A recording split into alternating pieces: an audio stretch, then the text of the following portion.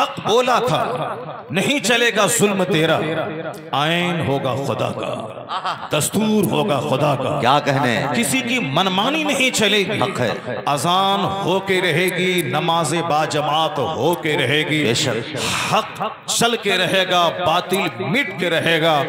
कुरान हदीस का उसूल चलेगा, किसी का नफसानी कानून नहीं चलेगा। मगर ताकत के नशे में सरशार यजीद ने इमाम हुसैन को ज़बह कर दिया, उनके बाल बच्चों को काट दिया, उनकी लाशों को घोड़ी की टापों से रौंद दिया। इमाम हुसैन का कसूर किया था, हक बोला था, बदले में कुंबा लूट गया, घर लूटा, घोड़े की टापों से लाशों को रौंद दिया गया। क़यामत के दिन जब हुसैन खून में लथपथ, जब जन्नत की तरफ जाएंगे और उन्हें इज्जतों से नवाजा जाएगा, तो माला पहनने वाले पीछे रहेंगे। जो हक बोला तमाचा खाया, जो हक बोला गालियां सुनी, वो हुसैन के पीछे पीछे चलेंगे, कहेंगे हुसैन आप हक बोले गर्दन कटी, मैं भी हक बोला था गालियां सुनी है, मैं भी हक बोला था तमाचा खाया हूं, मैं भी हक बोला था मेरी ग़ीबतें की गई हैं, मुझको अज़ियत दी गई है। अगर हुसैन आज़म मुस्कुरा के हाथ का इशारा कर दिया तो मैं कहता हूं 80 बरस का नफल सजदा वहां नहीं पहुंचाएगा जहां हुसैन का एक मुस्कुराता हुआ है। जिंदाबाद जिंदाबाद। सुभान दीन की राहों में तकलीफें होती हैं, दीन की राहों में मुसीबतें उठानी पड़ती हैं। बड़े बड़े प्रधानमंत्री, बड़े बड़े प्रेसिडेंट और बहुत बड़े बड़े ओहदेदार, बहुत बड़े बड़े खरबपति, बड़े बड़े अरबपति, एक एक हजार एकड़ जमीन के जोतने वाले जमींदार, ये दुनियावी ओहदेदार जो हालत ईमान में नहीं मरेंगे, वो क़यामत के दिन आग की जंजीर में बांध दिए जाएंगे, आग के खूंटे में बांध दिया जाएगा।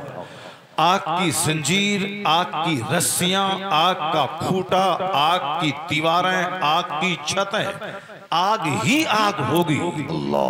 एक एक हजार एकड़ जमीन के जोतने वाले, पूरी दुनिया में जिसकी तूती बोलती होगी, जिसकी शोहरत का टंका बजता होगा, ये साहब प्रेसिडेंट हैं, ये फला मुल्क के प्रधानमंत्री हैं, जब उनको आग में डाला जाएगा तो जो बदला चौराहे का ठेला लगा के प्याज और लहसुन बेचने वाला जो दिन भर में 300 रुपए कमाता है, ये हालत ईमान में अगर मर गया, मुस्लिम बन के मर गया, वला तमूतुन्न इल्ला व अंतुम मुस्लिमून, ये मुसलमान बन के मर गया, जहां खरबोंपति, महासंखोपति, प्रेसिडेंट, प्राइम मिनिस्टर, हाईली दुनियावी एजुकेटेड पर्सनैलिटीज के मालिक, बड़े बड़े मिनिस्टर्स, ये सारे के सारे आग के खूंटे में बांध के मारे जाएंगे। और वहां ये प्याज और लहसुन, ये 500 रुपए का आम लेके बेचने वाला 300 रुपए का, जो ईमान का सौदा नहीं किया, हालत ईमान में मर गया, इनको जब रेशम का कपड़ा पहनाकर, सोने का कंगन हाथ में डालकर, और जब रेशमी बिस्तर पे इसको कुर्सी पे लेटा बैठाकर जब उनके सामने इज्जत का ताज उनके सर पे रखा जाएगा, और 70-70 हूरों से उनका जब निकाह किया जाएगा, सोने चांदी की ईंटों से बने हुए महल में हद्दे निगाह तक एक जन्नती का अपना घर होगा, जिस महल में वो रहेगा। वो नेमतों से जब उन नेमतों से जब नवाजा जाएगा, तो ये बंदा बोलेगा, मालिक तेरा करोड़ों एहसान कि तूने दुनिया नहीं दी मगर आखिरत की रुसवाई से, जिंदाबाद, आखिरत की रुसवाई से बचा लिया। अगर वो इज्जत गवारा है तो कभी भी किसी दुनियादार को देखने के बाद तरस नहीं खाए। हालत कुफ्र में जो मरा, उसकी जिल्लत तो दुनिया से शुरू होती है आखिरत तक। अगर अल्लाह ने आपको ईमान की दौलत दी, अगर आप मोमिन हैं, तो उस ईमान की हिफाजत करें और मरते दम तक उस ईमान को बचाएं।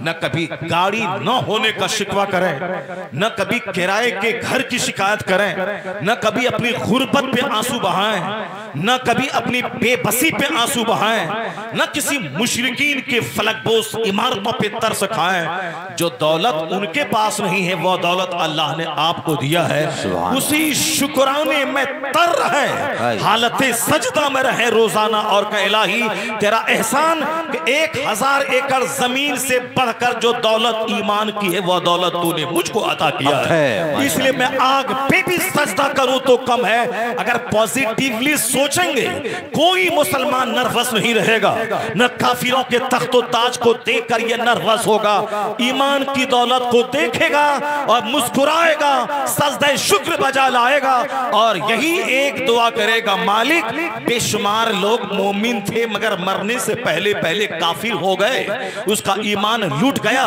ये पैदाइशी चीज नहीं है कि मेरे साथ ये ईमान रहेगा। बहुत से लोग काफिर थे बाद में ईमान लाए, बहुत से लोग मोमिन घर में पैदा हुए मगर मरने से पहले पहले हो गए बदअकीदा, हो गए गुस्ताखे रसूल, हो गए काफिर हो गए, कोई खुला काफिर, कोई छुपा काफिर हो गया। बेशुमार शहादतें हमारे सामने मौजूद हैं। कहीं आप जो तो ईमान की दौलत अल्लाह ने आपको दिया है वो दौलत मरने से पहले पहले लूट न जाए, कहीं दुनिया की नौकरी व ईमान लूट न ले, कोई खूबसूरत छोकरी व ईमान लूट न ले। इसलिए जलसे में आना और यही दुआ करना, मालिक मुझको तू मोमिन बनाया, कोई एहसान मैंने नहीं किया था, न मेरे बाप दादा ने किया था और कोई एहसान कर भी नहीं सकता है तुझ पे। तू बड़े बड़े अरबपति को क्रिश्चियन बनाया, बहुत सारे खरबपति को यहूदी बनाया। अगर तू चाहता मुझे भी यहूदी बना देता, तू चाहता मुझे भी क्रिश्चियन घर में पैदा कर देता, तू चाहता मुझे हिंदुस्तान के ब्राह्मण घर में पैदा कर देता, तू चाहता मुझे भी किसी राजपूत घर में पैदा कर देता और मैं भी सुअर खाता, मैं भी शराब पीता और मैं भी पानी पी पी कर मुस्तफा को गाली देता, मजहब इस्लाम के खिलाफ बोलता। लेकिन करम है तेरा कि तूने अपने फजल से मुझको मोमिन बनाया, मोमिन घर में पैदा किया। तो जब इस पॉइंट पे तुम गौर करेगा और मकान देखो, गाड़ी देखो, ईमान लूटेगा, तो तुम्हारे बच्चे काफिरों के साथ भागेंगे, तुम्हारी बच्चियां काफिरों के साथ भागेंगी। ईमान पे जोर देना होगा, ईमान की नेमत का शुक्र अदा करना होगा, अपने बाल बच्चों को ईमान का महत्व बताना होगा ताकि बच्चा जिंदगी भर कुंवारा रहे मगर ईमान का सौदा न करे, ताकि तेरी बेटी के सामने 5 करोड़ महीना कमाने वाला कोई काफिर उसके निकाह शादी का प्रपोज करे, ये बोले मैं तेरे चेहरे पे थूक दूंगी, सारी जिंदगी कुंवारी रह जाऊंगी, इस्लाम का सौदा नहीं करोगी। उसके लिए घर में चर्चा करना होगा ईमान का, घर में दस्तरखान पे बात करना होगा ईमान का, ईमान की नेमत का महत्व बताना होगा, आखिरत और जन्नत की बात बतानी होगी। मास्टर बनना, डॉक्टर बनना, प्रोफेसर बनना, IAS ऑफिसर बनना, IPS ऑफिसर बनना, विधायक बनना, मंत्री बनना, सांसद बनना, ये सारी बातें बात में करना। पहले ईमान की बात कर अपने बाल बच्चों के सामने, पहले जन्नत की बात कर, पहले दोज़ख की बात कर। अगर तू ये करेगा तो तेरे दिल से एक दुआ निकलेगी, न दौलत की दुआ, न गाड़ी की दुआ, ये दुआ निकलेगी, मालिक अगर दुनिया में सोने के घर में भी मैं रह जाऊं, कितने दिन तक रहूंगा? 50 साल, 70 साल, 80 साल। अगर मैं प्रधानमंत्री भी बन जाऊं, कितने दिन तक रहूंगा? 5 साल, 10 साल, 20 साल। उसके बाद तो मरना है, अपने अंजाम को पहुंचना है। असल इज्जत तो वहां की है, असल राहत तो वहां की है जहां का एक दिन 50,000 साल के बराबर होगा। तो असल राहत वहां की, असल इज्जत वहां की। अगर वहां पे नजर रहेगी तो बाल बच्चे और मकान के लिए सजदे में तुम नहीं रोएगा। वह सैयद सालार मसूद गाजी के यहाँ जाके अपनी बेटी की शादी के लिए नहीं रोएगा, हर जगह यही कहेगा, मालिक ईमान सबसे बड़ी दौलत तूने देके मुझको धनवान बनाया है, तो बस एक काम और कर देना। जब बगैर मेरी मेहनत के, मेरे कसब के, मेरे एहसान के तूने यकतरफा एहसान करके मुझको मोमिन बनाया, तो एक काम और कर देना, हालत ईमान में मौत देना और मुस्तफा की शफाअत से जन्नतुल फिरदौस। नारे तकबीर, बुलंद आवाज से हाथों के फिजाओं में लहरा के जिंदा दिली का मुजाहरा करें। नारे तकबीर, नारे रिसालत, मसलके आला हजरत हजरत अल्लामा मुफ्ती शेर यार खान साहब क़िबला, जश्न ताजी शरिया कॉन्फ्रेंस। नारे तकबीर, नारे रिसालत, जिंदाबाद जिंदाबाद। चूंकि हमारे घर में आखिरत का चर्चा ही नहीं, हमारे घर में दीन का चर्चा ही नहीं, इसलिए हमारे बच्चे नौकरी के चक्कर में काफिर हो रहे हैं, हमारे बच्चे एक छोटी सी लड़की के चक्कर में काफी रो रहे हैं। कितने दिन तक वह जवान रहेगा? 10 साल 50 साल के बाद तो ऐसे ही आदमी बूढ़ा हो जाता है। सोच सोच कर मर्द नामर्द हो जा रहा है। इस कदर टेंशन दिमाग पे मोल ले लिया है। घर मकान गाड़ी दुकान वाल पुट्टी साहब generator washing machine sofa AC refrigerator, शहर में घर छोटी गाड़ी बड़ी गाड़ी बुलेट इनोवा क्रिस्टा ऊडी, न जाने क्या क्या तमन्नाएं दिमाग में पाल के जवान नामर्द हो गया है। मर्दानगी उस वक्त होती है जब बंदा बेफिक्र रहता है, जब बंदे के दिमाग पे कोई टेंशन नहीं रहता, तब तो वो 80 साल की उम्र में भी शादी करके 5 बच्चे का बाप बन जाता है। यहाँ तो 40 साल की उम्र में अधेड़ हो गया, क्योंकि दिल दिमाग पे इतने सारे टेंशन हावी हो गए कि मर्द भी नामर्द हो रहा है। अगर जिंदगी की लज्जत चाहिए तो बेफिक्र जिंदगी गुजारो, फालतू टेंशन दिमाग में मत पालो, घर मकान का टेंशन मत पालो, किराए के घर में रहो मस्त रहो, सूखी रोटी खाओ मस्त रहो, नमक रोटी खाओ मस्त रहो, टूटी चप्पल पहनो मस्त रहो।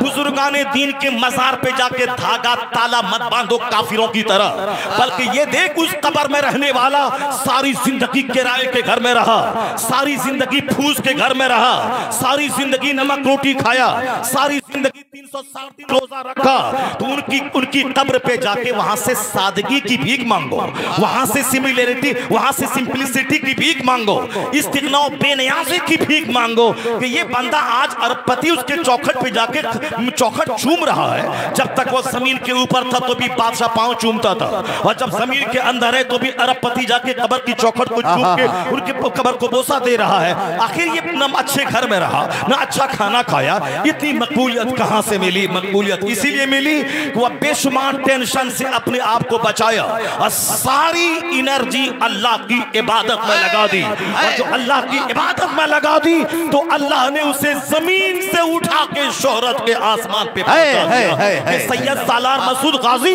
तू जमीन के लिए शहीद नहीं हुआ, तू मकान के लिए शहीद नहीं हुआ, तू दीने मुबीन के लिए शहीद हुआ। अब जब तक हिंद रहेगा तेरा झंडा लहराता है, और जब तक इस्लाम रहेगा तेरी अजमत का झंडा लहराता है। सुभान अल्लाह, जिंदाबाद जिंदाबाद। जो सिर्फ जमीन मकान दुकान के लिए मरेगा, उसको तो उसकी जिंदगी में उसका बेटा जूता मारे, बेशक बेशक, उसकी जिंदगी में उसका बेटा छाती पे चढ़ के ब्लैंक चेक पे साइन बाप से करवाएगा। 90% लोग पूछे मुफ्ती नानपारा के पास कितने लोग आते थे, उनके नवासे के पास कितने लोग आ रहे हैं, इसी तरह का गम और टेंशन लेके आ रहे हैं कि मेरा बेटा नाफरमान हो गया, मेरा बेटा मेरी बात नहीं मान रहा है। अभी आज फोन आया मेरे एक रिश्तेदार का कि मैं अपने बेटे को कह रहा हूं कि शादी करो, मगर वो कहता है कि हम उस लड़की से नहीं करेंगे, जबकि लड़की अच्छी है, खानदान अच्छा है, सब कुछ अच्छा है, लेकिन ये करने को तैयार नहीं। हमने सारी बातें कर ली हैं, अब बताइए कि मैं लड़की वालों के सामने, मैं लड़के का बाप, मैं जलील हो जाऊंगा, मैं रुस्वा हो जाऊंगा, कहीं का नहीं रहूंगा। वो बोलेगा कि इसके बेटा इसके काबू में नहीं, इसके हाथ से बाहर, इसकी बात नहीं मानता है। बस हजरत आप समझा दीजिए। मैंने एक वॉइस मैसेज छोड़ दिया उनको, अगर दुनिया और आखिरत की खुशनुदी चाहते हो, खुशी चाहते हो, तो तैयार हो जाओ बाप की खुशी पे। अगर तुम चाहते हो कि यहां भी 1 करोड़ कमाने के बाद भी जलील ही होना है, तो फिर अपनी ख्वाहिशात की तकमील के लिए जो चाहो करो, वरना इतना जान लेके माँ बाप को नाराज करके कुछ नहीं मिलेगा। इसलिए कि सारी खुशियां माँ बाप की खुशी में पोशीदा है, उनको खुश रखने में पोशीदा है। उससे हट के बेशुमार लोग जलील हो गए, रुस्वा हो गए। माँ बाप से हट के जीने वाला खुदकुशी की मौत मर गया, जहर खा के मर गया, अपनी जिंदगी में कभी चैन नहीं पाया। इसके अलावा और क्या कह सकते हैं आप? यही, इसके अलावा ऐसा नहीं कि कोई तावीज देके उसके दिमाग को मोड़ दे, वह दिल बहलाने का एक जरिया है। तावीज देने के बाद सारा काम बन जाए तो हम अपने दरवाजे पे लगा दें आम का पेड़, उसमें तावीज डाल दें, सेब निकल जाएगा।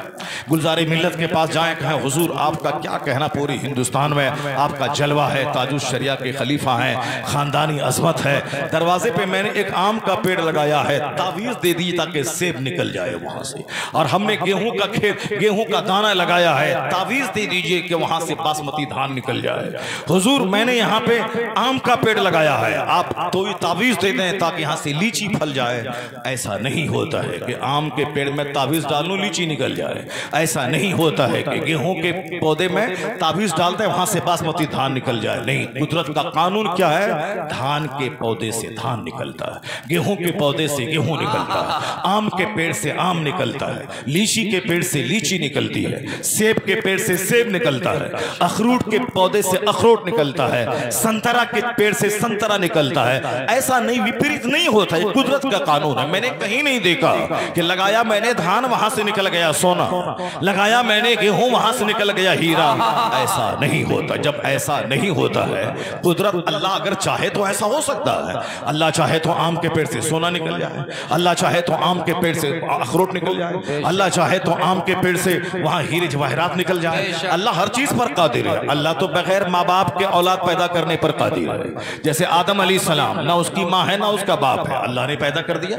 जैसे हजरत हव्वा रज़ियल्लाहु ताला अन्हा, उसके ना माँ है ना बाप, आदम अलैहिस्सलाम की माँ पसरी से उनको पैदा कर दिया। जनाब ईसा अलैहिस्सलाम, उसकी माँ है बाप नहीं है, अल्लाह ने बगैर बाप के पैदा किया, बगैर बाप के पैदा किया। आदम अलैहिस्सलाम को बगैर बाप माँ के पैदा कर दिया। लेकिन कानून क्या है? अल्लाह का कानून है कि माँ बाप आपस में मिलेंगे तब औलाद पैदा होगी। ये एक नियम है, ये एक सिस्टम है। बाकी वो अल्लाह की ताकत और कुदरत है जो अल्लाह ने दिखला दिया। हम ऐसा कर सकते हैं, बगैर माँ बाप के भी पैदा कर सकते हैं और बगैर बाप के भी पैदा कर सकते हैं। ये खुदा की कुदरत है। मगर खुदा का नियम क्या है?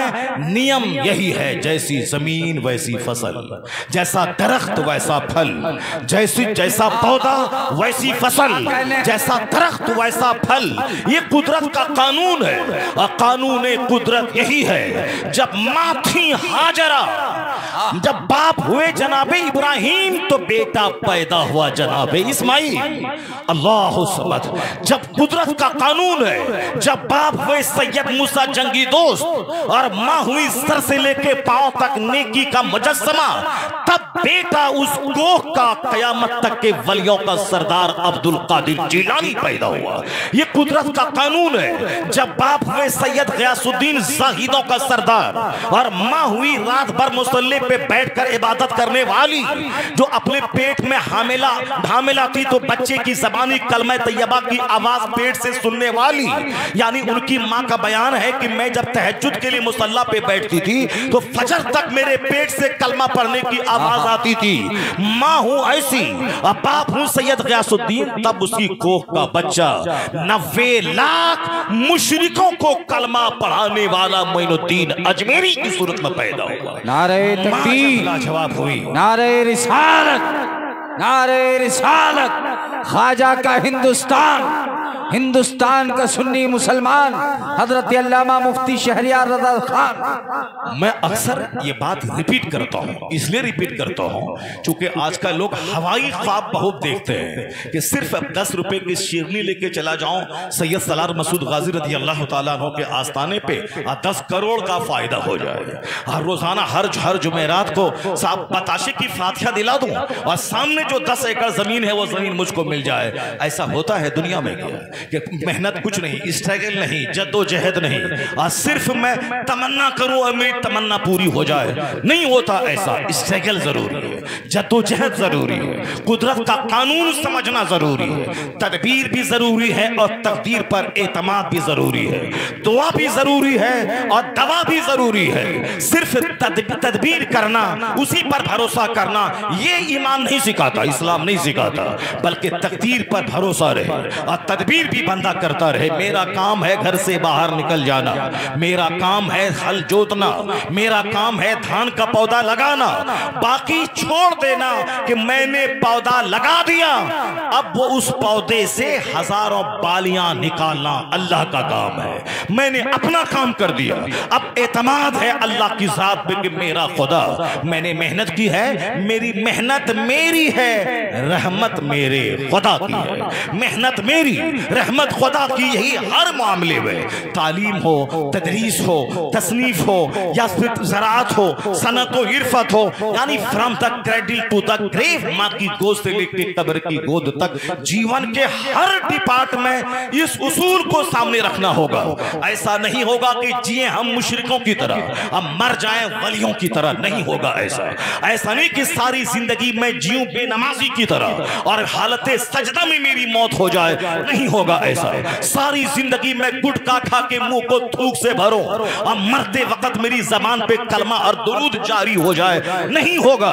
इसलिए नहीं होगा जो सारी जिंदगी सुबह और शाम 500 बार कलमा पढ़ेगा, वो अगर मरते वक्त कोई तलकीन करने वाला नहीं भी उसको मिले तो जिस रब का कलमा वो पढ़ा है उस रब का फरिश्ता उसकी जबान पे कलमा जारी फरमा देगा और हालत ईमान में वो मरेगा।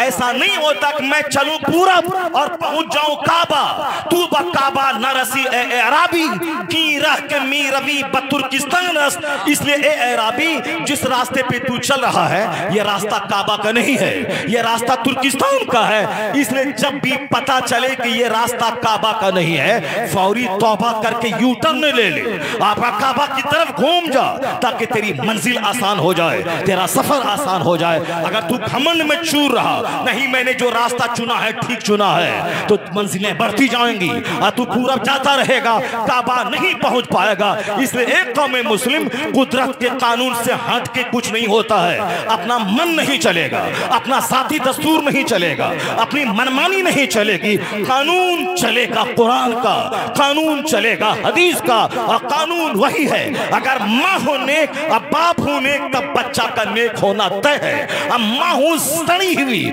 माँ हूं 10 मर्दों की गोद में झूलने वाली, 10 मर्दों से बात करने वाली, माँ हूं 24 घंटे मोबाइल चलाकर अजनबी मर्दों की तस्वीर देखने वाली। अब बाप भी हूं बेनमाजी और हमेशा मोबाइल में लगकर गंदी तस्वीरों से आंखों को जख्मी करने वाला, 2-4-10 औरतों से दिल लगाने वाला, सनीमा से दिल लगाने वाला, और झूठ और ताश और जुए से दिल लगाने वाला, और ये कहे कि मेरे बेटे को तावीज दे दूं ताकि मेरा बेटा वली और कुतुब हो जाए, नहीं होता है ऐसा। जब बाप होते हैं मुफ्ती नकी अली खान और माँ होती है तहज्जुद गुजार, तब बेटा करोड़ों मुसलमानों का मुजद्दिद अहमद रजा का पैदा होता है।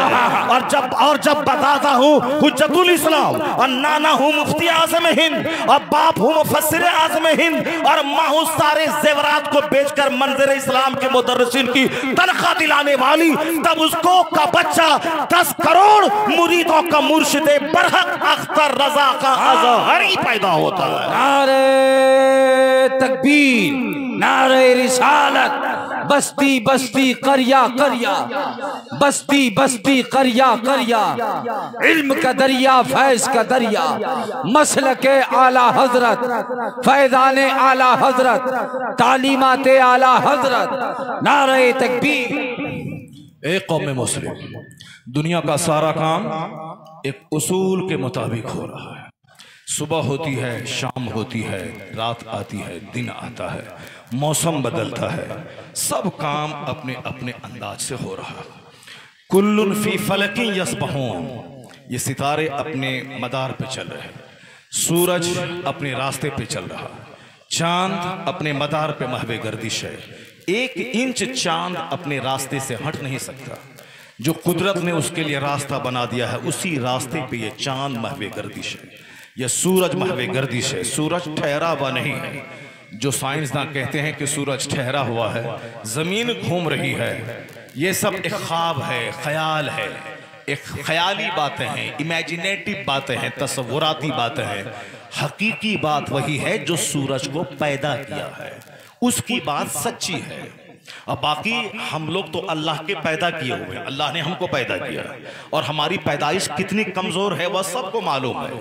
लोग भले ही नहीं गौर करते हैं, नहीं सोचते हैं, क्योंकि क़यामत जब करीब आएगी तो अक्सर लोगों की अक्लें छीन ली जाएंगी। यह हदीस पाक में आया है, तुनज़ो उक़ूलो अक्सरे ज़ालिका ज़मान सयाती अलन्ना से ज़मानो, अनकरीब लोगों पर एक ज़माना ऐसा आएगा कि अक्सर लोगों की अक्लें छीन ली जाएंगी। मर्द को पहनना था कपड़ा अगर वो नाफ के नीचे से लेके घुटने तक कपड़ा टखने तक कपड़ा पहन ले और ऊपर कपड़ा बदन खुला रहे, कोई उसमें हैजान बर्पा नहीं होने वाला, कोई जज्बात बरंगेख्ता नहीं होने वाले। लेकिन अगर औरत अगर इसको भी खोल के रहती है तो सामने वाले आदमी के दिमाग में बहुत सारे वसवसात पैदा होने लगते हैं, क्योंकि उनका सर से लेके पांव तक सारे पार्ट्स हिडन रहना चाहिए और सबको अल्लाह ने अट्रैक्टिव पुरकशिश बनाया है मर्दों के लिए, ताकि मर्द की निगाहों में ये काली कलोटी भूतनी औरत भी मर्द की निगाहों में वो काबिले एहतराम होती है, क्योंकि एक कशिश है जो अल्लाह ने मर्दों के दिल में पैदा कर दी। मर्द एक जिन्स है, औरत एक जिन्स है, दोनों में एक दूसरे की कशिश अल्लाह ने रखी है, तब न गुजर बसर होता है। लड़की है हिंदुस्तान की, लड़का है अमेरिका का, सारा संसार छोड़ के उनके साथ निकाह करके चली जाती है, सब कुछ भूल जाती है, माँ बाप भाई बहन सारा संसार उसी लड़के के साथ। वो कौन है जो मोहब्बत डाल देता है? वो अल्लाह की जात है, जो अजनबी मर्द के दिल में औरत की मोहब्बत डाल देता है। लड़का रहने वाला बिहार का है, लड़की रहने वाली राजस्थान की है, शादी कर लिया, बिहार के देहात में लड़की चली गई, माँ बाप भाई बहन राजस्थान जैसा स्टेट छोड़कर बिहार के देहात में अपने एक मामूली सिंपल शौहर के साथ रह रही। वह कौन है जो मोहब्बत डाल देता है? अल्लाह की जात है। इसलिए औरतों में अल्लाह ने कशिश रखी है। अब उसको पर्दे का हुक्म दिया है ताकि तेरा चेहरा छुपा रहे, तेरे सर के बाल छुपे रहे, ताकि तेरे कान छुपे रहे, तेरी गर्दन छुपी रहे। ये सब वो पार्ट्स हैं जिसमें ज्यादा अट्रैक्शन रखा गया है। बुरा हो यहूदियत का, नसरानियत का, बुरा हो फिल्मी कल्चर का, जो जो चीजें कीमती हैं, छुपाने वाली हैं, उन्हीं चीजों को भड़कीले लिबास के नाम पे खुलवा दिया गया, बेपर्दा कर दिया गया। ये सर के बाल बेपर्दा हो गए। जो अगर मसला ये है, अगर औरतों के सर के बाल टूट गए, उसको वो औरत मिट्टी के नीचे दफन कर दे ताकि गैर मर्दों की नजर उस पर ना पड़े। मसला है कि सर के बाल जो टूट गए औरतों के, उस पे भी मर्द निगाहें गाड़ के उस पर ना देखे, चूंकि सर से बाल टूटने के बावजूद भी उसमें वो कशिश रहती है कि दिमाग में वसवसा पैदा होता है। जब सर से के टूटे हुए बाल को देखना नहीं चाहिए, जो सर के बाल सर में लगे हुए हैं उसको कैसे देखना चाहिए, उसको कितना देखना चाहिए और कितना नहीं देखना चाहिए फैसला कर सकते हैं। लेकिन शर्म हया का जनाजा निकल गया। मर्द तो उसको खोलवा के आंखों की लज्जत का तमाशा किया है, और औरतें भी आजादी के नाम पे मर्द ने यहां तक हाथ रखा, उन्होंने यहां तक हाथ खोल करके आजादी के नाम पे, फैशन के नाम पे उन्होंने अपने आप को जलील और रुस्वा कर दिया। लोग कहते हैं डेवलपमेंट, लोग कहते हैं तरक्की है। जरा गौर से सुनिएगा, नेचुरल सिस्टम के खिलाफ काम करना नेचुरल सिस्टम है कि औरतें पर्दे की चीज हैं। नेचुरल सिस्टम है कि मर्द मेहनत करने के लिए पैदा हुआ है, रात आराम करने के लिए और दिन काम करने के लिए। अब लोग अगर इसके बरक्स करने लगे कि रात में काम करें और दिन में आराम करें और कंटिन्यू ऐसा करें, सेहत खतरे में पड़ जाएगी। भले ही वो कुछ करे, फैक्ट्री चल रही है, 24 घंटे सब कुछ चल रहा है, लेकिन रात में काम करने वाले मजदूर की सेहत दिन में काम करने वाले मजदूर के मुकाबले में उसकी सेहत हमेशा कमजोर रहती है। 10 साल के बाद, 20 साल के बाद, 25 साल के बाद सेहत चूर चूर हो जाती है। खतरनाक बीमारियों की शिकार वह लोग हो जाते हैं जो नेचुरल सिस्टम के खिलाफ करते हैं। और नेचुरल सिस्टम है रमजान के दिन में रोजा रखना। रमजान के अलावा रोजा रखने की जरूरत नहीं है। आदमी मर्द है, मेहनत मुशक्कत करे, फर्ज नहीं है। अगर रख रहे हैं तो सवाब मिलेगा, नहीं रख रहे हैं तो कोई गुनाह नहीं है। उस वक्त जब रोजा नहीं है तो टाइम टाइम पे खाना। रात में भूखा कोई सो गया तो ब्लड शॉर्ट कर जाएगा, ये कानून है। रात में अगर कोई भूखा सोया ब्लड शॉर्ट कर जाएगा। इसलिए हुजूर ने फरमाया है कि एक खजूर ही सही, रात में भूखे मत सोया करो, एक खजूर ही खा के सोया करो। अगर नहीं आपको तजर्बा हो तो 3-4 दिन बगैर खाए रात में सो जाओ और सुबह सवेरे उठ के अपने बदन का फिजिकल पोजीशन का आप जायजा लें कि पूरे बदन में किस तरह हल्कापन मालूम होता है। ऐसा लगता है जैसे ताकत नहीं है। एक खजूर ही सही रात में खा के सोएं। डॉक्टर कहते हैं कि रात में कुछ खा लिया करें, सुबह सवेरे उठने के बाद फौरन खाएं। सुबह सवेरे उठने उठने के बाद खाएं। उसके गैस की बीमारी को अगर दबाना है, औरतें 90% गैस्ट्रिक की मरीजा होती है, चाहे मौलाना की बीवी हो चाहे काश्तकार की बीवी हो। मौलाना साहब तो कहते हैं कि सुबह सवेरे उठे फजर की नमाज पढ़ने के बाद फौरी चाय मत पीना खाली पेट में, ये चाय गैस बनाती है। दूध वाली चाय मत पीना, वह गैस भी बनाएगी। जैसे कपड़े में दूध वाली चाय गिर जाए वो कपड़ा फट जाएगा, अगर आला नहीं लगाए तो कपड़ा फट जाएगा मगर वो दाग खत्म नहीं होगा। जब ये नरमो नाजुक कपड़े में दूध वाली चाय का दाग साफ साबुन से साफ नहीं होता है। ये पेट की जो ये आंत है, ये छोटी बड़ी आंत, उसमें दूध की चाय जब जाएगी रोजाना 4 प्याली, ये बता दें कि उस आंत का क्या हाल होगा, उस लीवर सिस्टम का क्या हाल होगा। मगर औरतें मानती नहीं है। उसको सुबह खाना है तो नाश्ता खाएंगी 12 बजे, दोपहर का खाना 2 बजे खाना है, खाना खाने के बाद आधा घंटा कैलूला करना है, वो खाना खाएंगी शाम 5 बजे। उसको रात का खाना खाना ईशा की नमाज से पहले खाना बेटर है, अगर पहले ना खाया हो तो बाद में फौरी खा ले, वो खाना खाएंगे 12 बजे रात में। ये बताएं कि नेचुरल सिस्टम के खिलाफ काम करने की वजह से क्या होता है, गैस्ट्रिक का मर्ज होता है। हम लोग आज 54 साल 54 ईयर्स उम्र हो गई, लेकिन आज तक कंटिन्यू गैस की दवाई हम नहीं खा रहे हैं। यहाँ 22 साल का बच्चा, 18 साल का बच्चा, 19 साल का बच्चा, ये क्या है, ऐसी लोग खा रहा है, गैस्ट्रिक की दवाई खा रहा है। साहब हमारी छोटी छोटी बहनें, हमारी बीवियां, वो सब गैस्ट्रिक की दवाई कंटिन्यू खा रही। नहीं खाते हैं तो भूख नहीं लगेगी, नहीं खाते हैं तो एक रोटी भी नहीं खा पाएंगे, नहीं खाएंगे तो कमजोर पड़ जाएंगे। मैं कहता हूं मैं 54 ईयर्स, जिंदगी की असल लज्जत तो 40 साल से पहले है। 40 साल के बाद आदमी अगर जी भी ले तो वो खुशी नहीं मिलेगी जो 40 से पहले। मैक्सिमम 50 से पहले दांत टंच है, आंख टंच है, जबान टंच है, लीवर टंच है, साफ घुटना और टखना टंच है। लेकिन 50 के बाद घुटने में दर्द, टखने में दर्द, दांत में दर्द, एक को उखाड़ के आए, फिर 25 दिन के बाद दूसरा दांत उखाड़ने के लिए जाएं, छेद हो गया, उसमें हॉल में भरना है, उसको भरा, फिर तीसरे दांत में दर्द है, आंख में दर्द है, आंख में मोतियाबिंद का छाला हो गया, ऑपरेशन करवाना है, काला चश्मा पहनना है। यानी आंख गई, दांत गया, कान गए, पेट गया, घुटना गया, टखना गया, हाथ गया, लीवर गया, मैदा गया, किडनी गई। इसलिए 50 से पहले ही लज्जत है जीने की। 50 से पहले इबादत कर ले, 50 से पहले ईशा के वजू से फजर पढ़ ले, 50 से पहले इशराक भी पढ़े, चाश्त भी पढ़, अव्वाबीन भी पढ़, नेकियों का ज़खीरा जमा कर ले। बुढ़ापे में फर्ज भी पढ़ेगा, वाजिब पढ़ेगा, सुन्नत मौक़िदा पढ़ लेगा, बहुत है।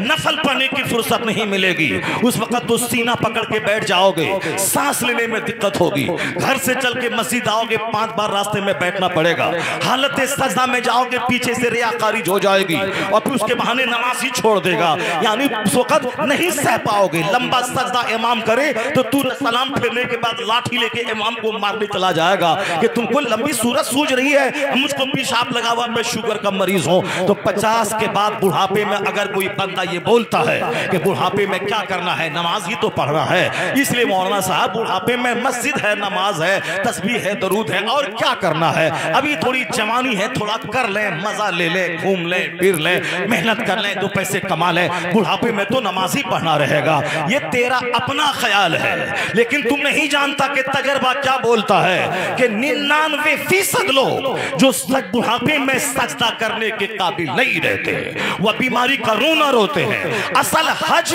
जवानी का है। बुढ़ापे में जो लोग हज को गए हैं उनकी लाश पे गौरो कफन पड़ी ही, कोई उसको एम्बुलेंस पे चढ़ाने वाला नहीं रहा।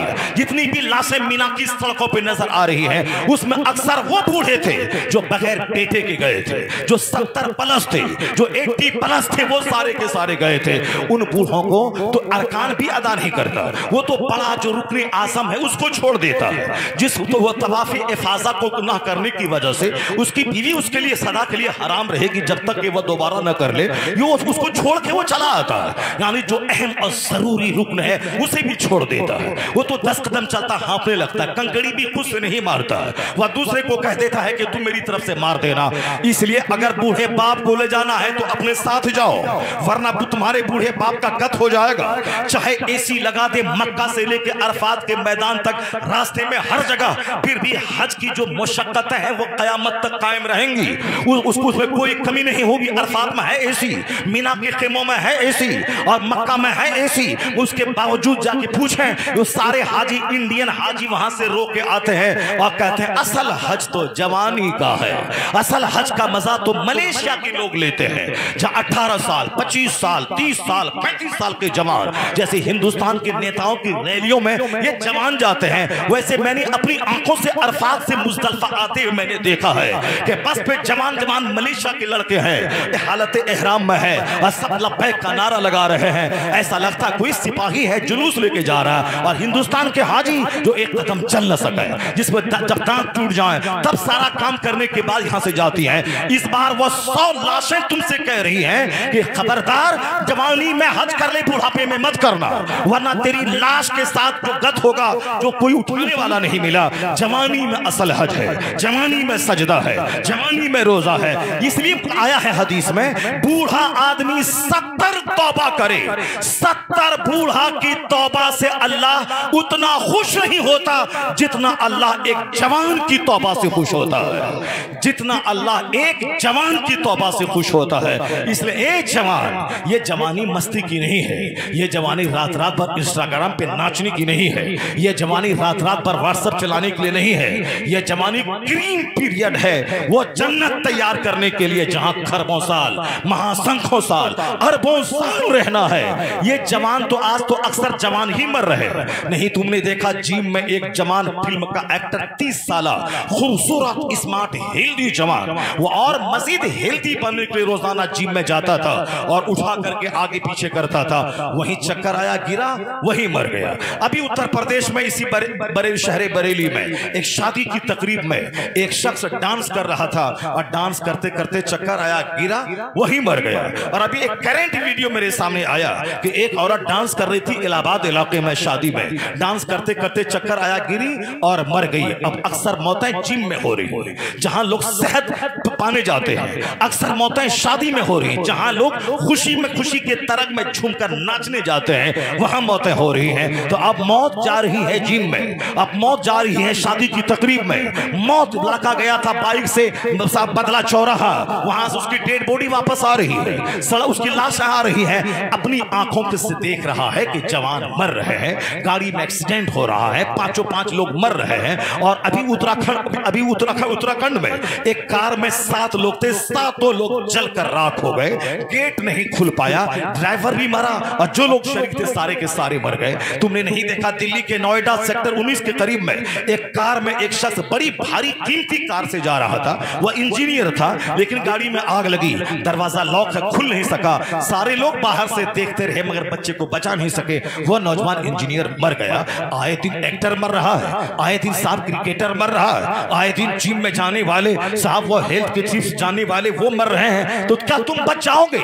आए दिन तुम्हारी मस्जिदों में फजर के बाद ऐलान होता फला साहब नहीं रहे, अजान होती है 5 टाइम और कभी कभी जनाजे का ऐलान 8 वक्त में होता है, तो तुम्हारी मोहल्ले के लोगों का ऐलान होता है। क्या सोचता है वो जमील मरा है मैं नहीं मरूंगा, क्या सोचता है करीम मरा है मैं नहीं मरूंगा, आज उसका ऐलान हुआ कल तेरा ऐलान होगा, तो तेरे सारे सपने धरे रह जाएंगे। इसलिए हदीस में आया है कि जवान तौबा कर, तू एक जवान तौबा करता है तो 70 बूढ़ों की तौबा से ज्यादा अल्लाह उस जवान की तौबा से खुश होता है। और सुन ले क़यामत के दिन जहां सवानेज़े पे आफताब होगा, लोग गर्दन तक पसीने में डूबे रहेंगे, न दरख्त का साया रहेगा, न कोई पहाड़ का साया होगा, जमीन पर पट मैदान हो जाएगी, समंदर के पानी को बहा दिया जाएगा, समंदर के पानी में आग लगा दी जाएगी। आया है कुरान में वहसल बिहार फुज्जरत, वहसल बिहार सुज्जरत, जब समंदर के पानी को बहा दिया जाएगा, समंदर के पानी में आग लगा दी जाएगी, जमीन पर पट मैदान हो जाएगी, ये पहाड़ रुई के काले की तरह उड़ने लगेंगे। ये पहाड़ जो जमीन का पिलर है, जो जमीन को हिलने से रोकता है, लेकिन क़यामत के दिन वह तकूनुल जिबालु कल एहनिल मनफूश, या रुई के काले की तरफ पहाड़ उड़ने लगेगा, लोगों का सीना फट जाएगा, लोग हमसे जैसे दूध देने वाली जैसे बच्चा, ऊंट का बच्चा बूढ़ा हो जाएगा सदमे से, ऊंट का बच्चा सदमे से बूढ़ा हो जाएगा, और लोग बच्चा बूढ़ा हो जाएगा उस तकलीफ को देखने के बाद। यानी जब पहाड़ उड़ने लगेगा, खतरनाक चिल्लाड़ की आवाज आएगी, उस वक्त में सारे लोग अपनी कब्रों से उठ के जब हिसाब किताब देने के लिए मैदान महशर में इकट्ठा होंगे, जब जमा होंगे, वहां क्या होगा, 50,000 साल का एक दिन होगा, जमीन तांबे की पसीने में शराबोर, साया तलाश करेगा बंदा, कोई साया नहीं, न घर का साया, न दरख्त का साया, न पहाड़ का साया, कोई साया नहीं होगा। तो फिर वहां कौन सा साया होगा?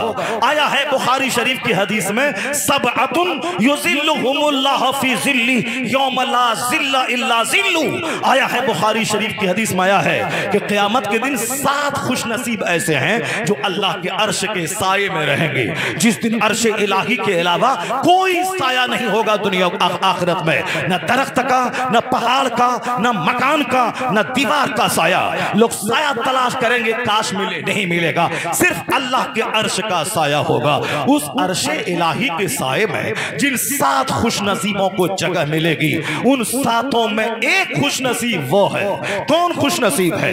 मैं तमाम नौजवानों से मुखातब हूं, मैं तमाम 50 से पहले के लोगों से मैं मुखातब हूं जो अभी भी अपने आप को बूढ़ा नहीं समझते, जो जिसका पांव कब्र में लटक रहा है, जिनका शुमार मुर्दों में हो चुका है, फरिश्ते जिसका नामे अमाल मुकम्मल कर चुके हैं और आने वाले 10 दिन के बाद उसकी मौत आने वाली है, मगर इसको ख्याल है कि नहीं, मैं नहीं मरा हूं, करीम मरा है, मैं तो 80-90 साल की उम्र में मरूंगा। हुजूर ने कहा था कि वो बुढ़ापा जो कमर तोड़ बुढ़ापा है, जो होशो हवास गुम कर दे, जो बिस्तर पे पेशाब पखाना करवा दे, उस बुढ़ापे से हुजूर ने अल्लाह की पनाह मांगी है। ए अल्लाह, उस बुढ़ापे से मैं तेरी पनाह मांगता हूं, उससे पहले पहले मौत आ जाए, वो बुढ़ापे का मुंह नहीं देखूं जिस बुढ़ापे का इंतजार आप कर रहे हैं। वो बुढ़ापा पल पल मौत से बदतर है। वह बुढ़ापा जब पेशाब में तकलीफ, पाखाने में तकलीफ, बिस्तर में तकलीफ, बाल बच्चों के गुस्से की तकलीफ, बहू के गुस्से की तकलीफ, बेटी के गुस्से की तकलीफ, सारे लोग कहते हैं कि बूढ़ा मर क्यों नहीं जाता? जब ये आवाज तेरे कान में आएगी तो मरने से पहले ही मर जाएगा तू, और तड़प तड़प के मर जाएगा। उस दिन से पहले तैयारी कर, ज्यादा लंबी जिंदगी की तमन्ना मत कर, या सोच ले कि आज ही सुबह शाम तक मुझको जिंदा रहना है, तो फिर ज्यादा लंबी तमन्नाएं दिमाग में नहीं आएंगी, ये भी करना वो भी करना, पता चला सब कुछ करने के बाद कुछ भी नहीं किया, हजरत मायूसी के आलम में दुनिया से चला गया। वो जवान अल्लाह के अर्श के साए में क़यामत के दिन रहेगा। 7 में से एक वो है। एक कौन है? सबसे पहला अल मलिकुल आदिल, यानी अदल करने वाला बादशाह। पहले नंबर पे हुजूर ने कहा इंसाफ करने वाला बादशाह, वो बादशाह जो अदल करता हो।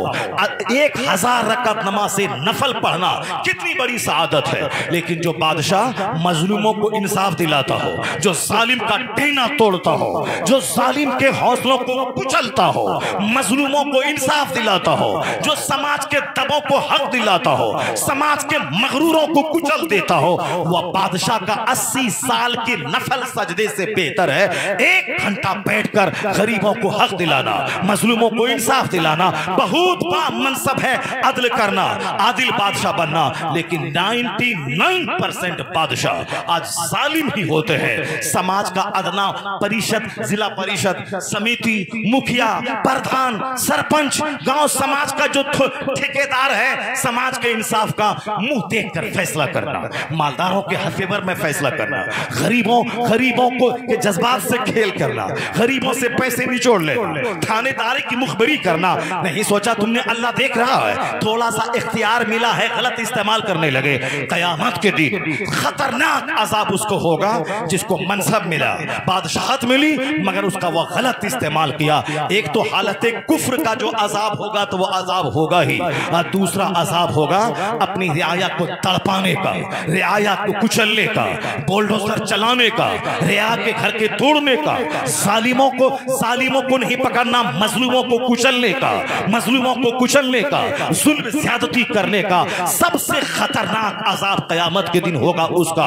कयामत के दिन अल्लाह ताला उससे बात नहीं करेगा। किससे बात नहीं करेगा? वो जालिम बादशाह, झूठा बादशाह, ला युकल्लिमुहुमुल्लाह, अल्लाह उससे बात नहीं करेगा, वला युज़क्कीहिम, अल्लाह उसको गुनाहों से पाक नहीं करेगा, वला यंजुरु इलैहिम, अल्लाह निगाहे रहमत से उसको नहीं देखेगा, वला हुम अज़ाबुन अलीम, उसके लिए दर्दनाक अजाब है। किसके लिए? जो सरदार बना मगर जुल्म करने लगा। तो जालिम, ऐसा नहीं कि दुनिया सब दिन रहेगी। एक कौम मुस्लिम ये बता दे, 100 साल पहले जो बादशाह था वो आज है क्या? जो 200 साल पहले था वो आज है क्या? नहीं है। तो तुम कैसे नर्वस हो गए कि जो आज है वो कल रह जाएगा?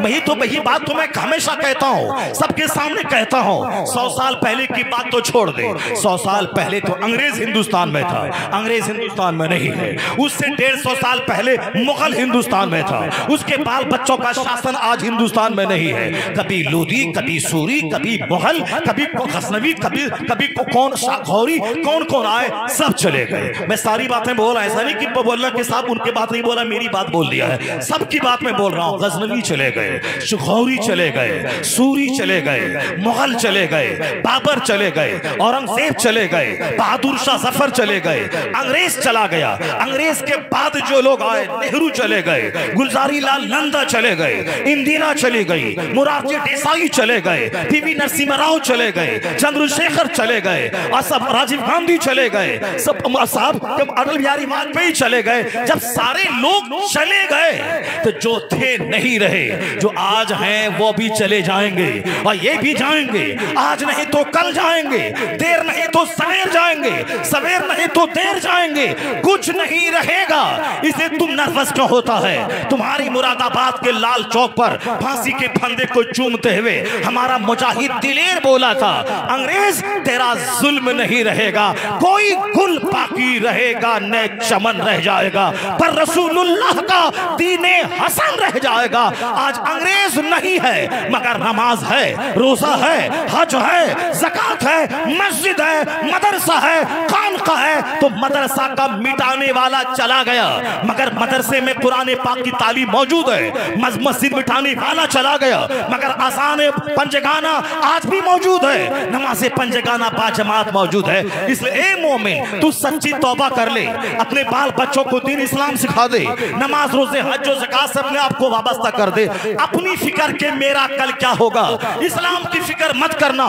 इस्लाम खुदा का पसंदीदा मजहब है, ना खुदा को सवाल है, ना इस्लाम को सवाल है, ना नमाज, ना मस्जिद, मदरसे को सवाल।